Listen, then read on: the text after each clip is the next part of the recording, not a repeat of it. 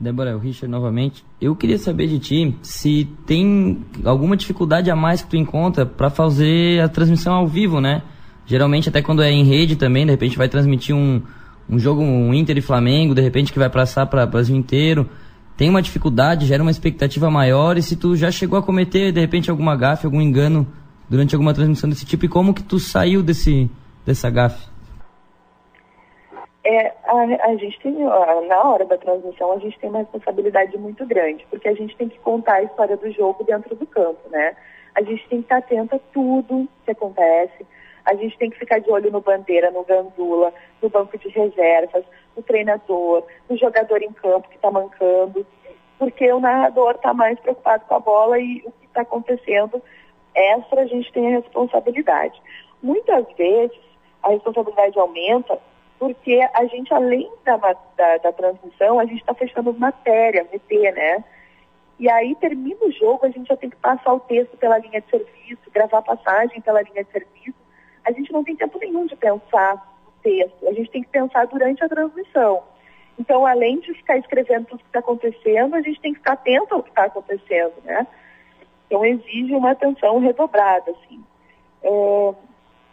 Micos, eu sou muito exigente, assim, no jogo. Essa semana eu estava até lembrando de uma situação que aconteceu, que até nem é bom lembrar, porque já faz tempo, né? Mas não vou lembrar porque não tem problema. Eu estava fazendo um jogo lá em Uberlândia, Inter e Cruzeiro, e aí tinha um jogador do Inter que estava fora, porque ele estava com uma unha encravada no dedo do pé. E eu falei que ele estava com um dedo encravado na unha do pé. E aí depois a minha coordenadora da transmissão falou: não seria o contrário? Tu não falou o contrário?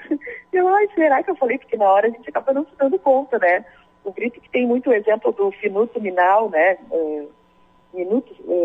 Que é para ser o minuto final, ele falou finuto minal, que na hora a gente não se dá conta que a gente falou errado. Aí terminou o jogo, eu botei no YouTube e já estava lá, né?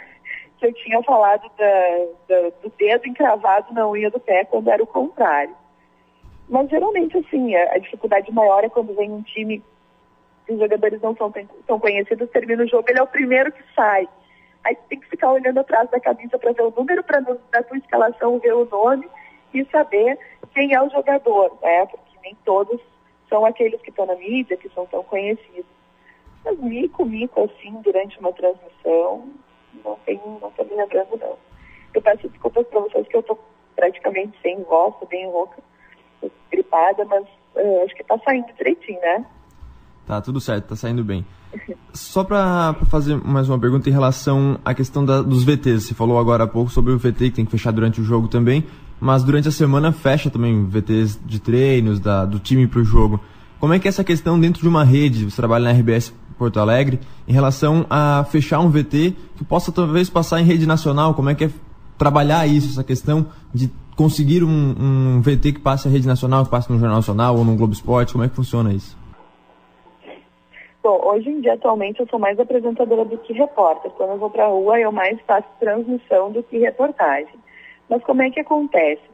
Todas as nossas matérias, elas vão para a rede, porque o Sport TV também usa. Então, a gente sempre tem que caprichar em qualquer matéria que a gente tem que fazer, independentemente de ir para a rede ou não, porque o nosso público merece que a gente capriche. Mas, quando elas estão ainda melhores, a apresentação delas em rede é praticamente certa. Então, geralmente é assim. Quando é uma matéria de Jornal Nacional, ela é produzida antes. Eles pedem antes, eles pautam o que querem. Para o Esporte Espetacular, a gente tem que passar o texto, né? Se eles não gostarem de tal coisa que a gente tem que mudar, volta, e a gente tem que refazer, tem que mudar de novo, né? Então, tudo é um processo. Depende de cada programa, a linguagem muda de acordo com o programa também.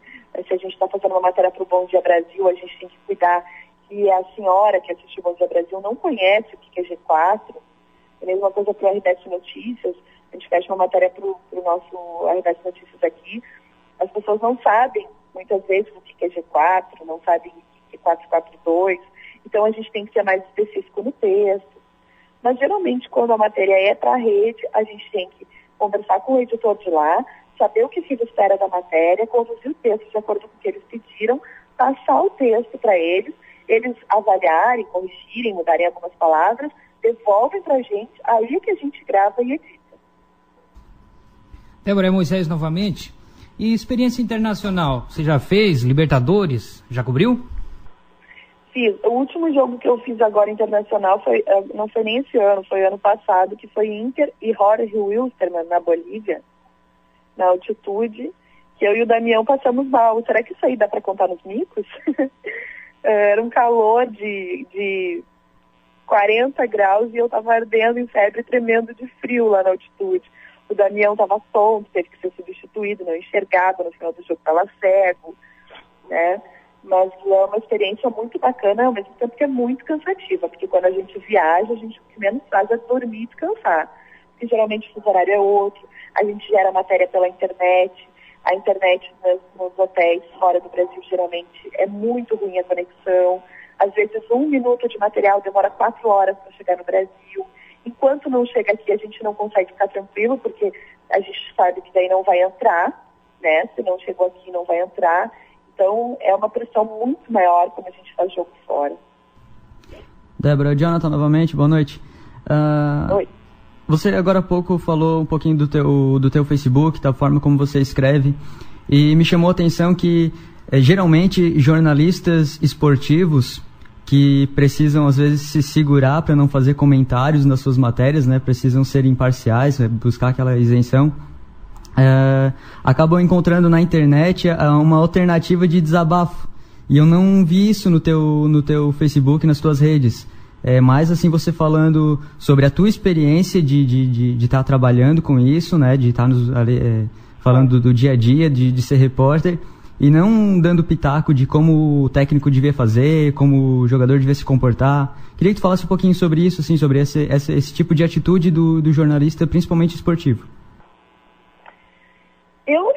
Eu tenho um blog, na verdade, eu digo que eu tinha, né, o blog, eu tenho ainda no Clique RBS, que eu já coloquei muito a minha opinião. Na verdade, eu sempre fui conhecida aqui em Porto Alegre por ser uma jornalista de opinião, por debater com os homens, como acontecia na Bandeirantes, que já acontecia também na ABC em Novo Hamburgo. Faço muito isso na TV aqui em Porto Alegre, na TV Com, principalmente, nos espaços que eu tenho, nos programas que eu apresento e tal. Eu tenho as minhas teses que eu brinco, né? Mas a resposta das pessoas na internet me magoa muito, entendeu? Então eu meio que dei uma freada nisso. Não as pessoas que discordam, porque isso não me incomoda em nada. Mas, de alguma maneira, as pessoas tem muitas pessoas que elas não têm o menor feeling, elas são grosseiras por serem grosseiras mesmo, assim. E acabou que era uma coisa que eu ficava chateada, que estragava o meu dia, que eu acabei pensando assim, quer saber, eu vou mostrar o outro lado, eu vou mostrar os bastidores das reportagens, sabe? Eu vou mostrar o lado do jornalismo mesmo, quem trabalha com a gente, quem vive o nosso dia a dia, como foi tal matéria. Eu vou mostrar esse lado, porque também se eu fizer a mesma coisa que os outros, vai cair na mesmice, né? Vai cair num conflito de opiniões. Acabei mudando um pouco o perfil e acabou dando certo, porque hoje a resposta é bem melhor. Eu preferi partir para esse lado. Não que eu não tenha a minha opinião, não que se tu me perguntar agora eu não vá te responder. Eu só acho que não é ali que eu preciso dar a minha opinião. Às vezes eu boto na rede social, tá acontecendo um jogo, e eu boto alguma coisa, nada a ver com o jogo. Aí eu recebo um bombardeio de e-mails. Não sei por que ter Twitter se fica falando nada a ver com o jogo. Mas eu estou ali na condição de Débora. Eu posso botar o que eu quiser. Não quer dizer que eu não esteja assistindo o jogo e eu não tenha a minha opinião sobre o que está acontecendo no jogo naquela hora. Só não quero escrever ali, quero escrever outra coisa, né? E isso também faz com que eu seja mais light nas redes sociais. Eu não sou nem revoltada com o que acontece com os times. E tenho opiniões fortes. Só que se eu colocar ali, eu primeiro penso, conto até 10, não coloco outras coisas mais leves, daí eu não fico chateada com ninguém, não fico magoada e não fico com o meu dia estragado.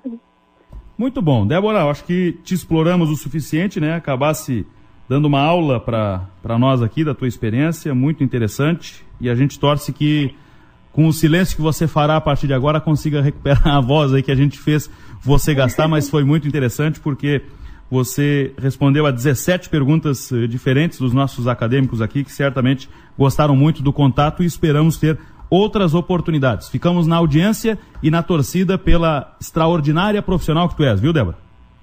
Obrigada, Denis. Muito obrigada para os alunos também. Eu já estive aí, né? Já fui aluna também. Sei o quanto é importante a gente conversar com quem vive, com quem tem experiência, com quem participa desse mercado de trabalho. E eu sei o quanto isso conta para que eles possam abrir o espaço deles também, se encontrar nessa paixão que é o jornalismo, nessa paixão que é o jornalismo esportivo principalmente. Foi um prazer, a hora que vocês quiserem eu estou à disposição, peço mais uma vez desculpas pela minha voz, e quem sabe um dia eu posso estar aí pessoalmente com vocês, né? Eu sempre participo nas faculdades, tenho ido a várias faculdades aqui no Rio Grande do Sul para conversar com os alunos, quem sabe um dia vocês me levem para passear em Criciúma. Tomara, vamos fazer esse esforço aí para breve. Obrigado, viu, Débora? Felicidades aí. Beijão, boa Valeu. noite. Beijo, tchau. Valeu.